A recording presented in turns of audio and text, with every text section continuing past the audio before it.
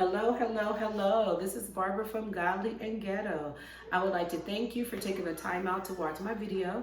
And if you do me a favor, like, share, and subscribe.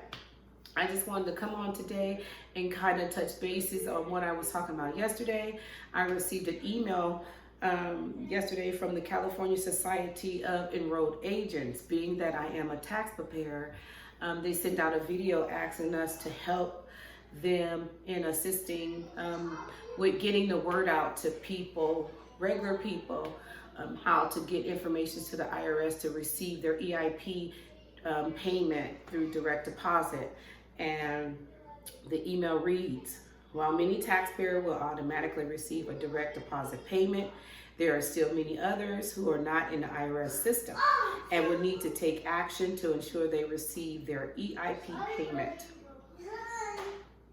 And it says by early next week, we will have information available about how people can go online to provide information in regards to their bank account information to receive their economic impact payment. And they said quickly by direct deposit. Others will receive a paper check. And I'm hearing that the paper checks can take up to 4 months in September. So they really are encouraging people, once this online portal go up, to go online and give the IRS banking information so that they can send your payment through direct deposit. And it also says Social Security beneficiaries who are not typically required to file a tax return will not need to file an abbreviated tax return to receive an EIP. Instead, payments will automatically be deposited to their bank accounts.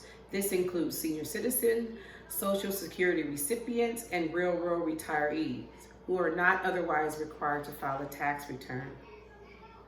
And then it goes on to say, as soon as the IRS releases more information, how people can go online to make sure they receive their EIP, they will send us more information in an email.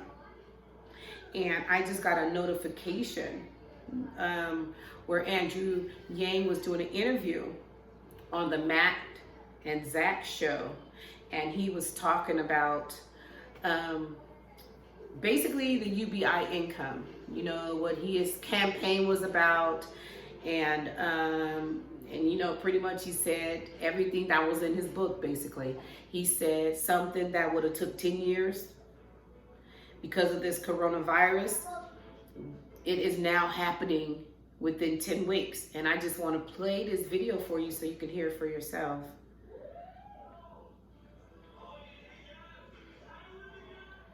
And here we go. And listen.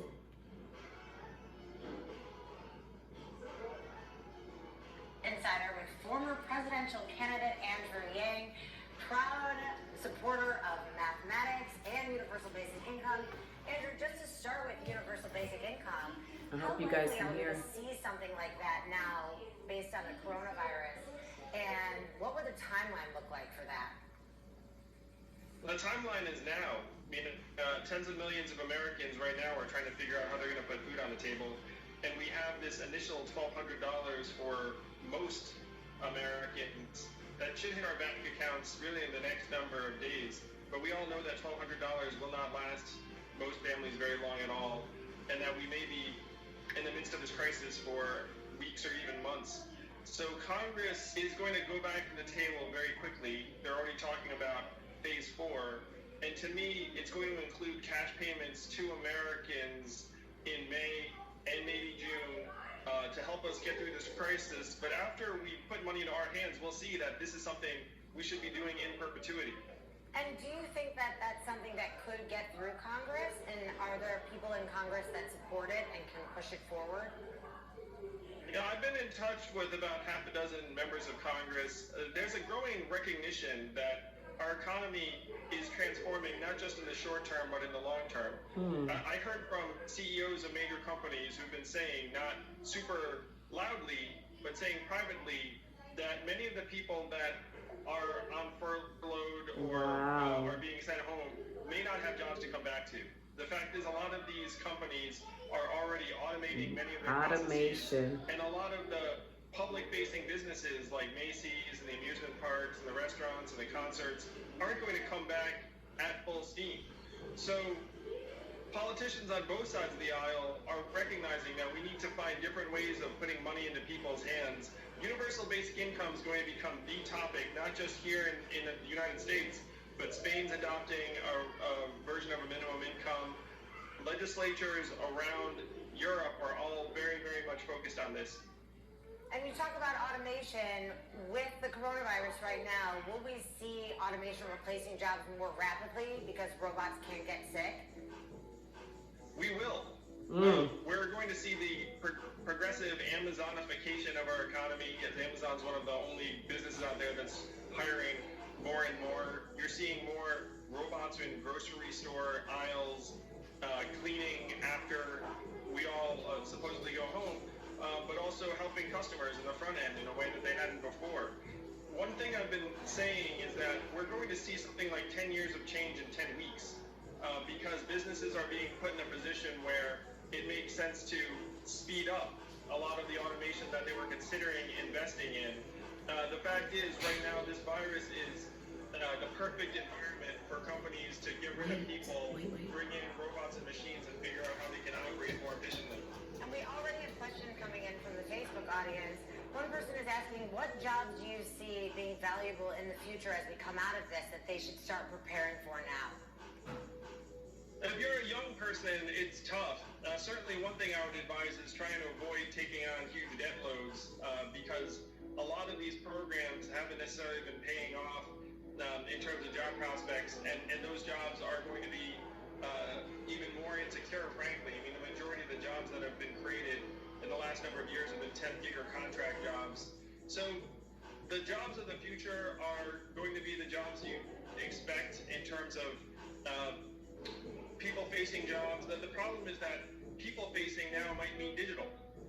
It's like it used to be that you couldn't outsource certain things that people would want to interface with, like teaching is the most basic example. I mean, my kids are at home just like everyone else's kids, and they're getting taught online. Now, is that what we all want for our kids? Like I personally would prefer that my kids are getting taught in person. I think my kids prefer that too. But there are going to be many, many families that actually make a different determination, where they actually say, hey, this online thing is working well. So the jobs of the future are going to look very, very different. If you can find a way to, frankly, make yourself useful from afar, that's going to be something that, unfortunately, we all have to think about more and more. And you recently wrote an op-ed for the Washington... Yang gang. So basically, I mean, read the book. They even have it on YouTube and Audible. So listen to the book, read the book. It's basically explaining everything that's going on. On that note, I pray that you all be blessed. Until next time, as I get more information, I will keep you updated on the EIP. God bless.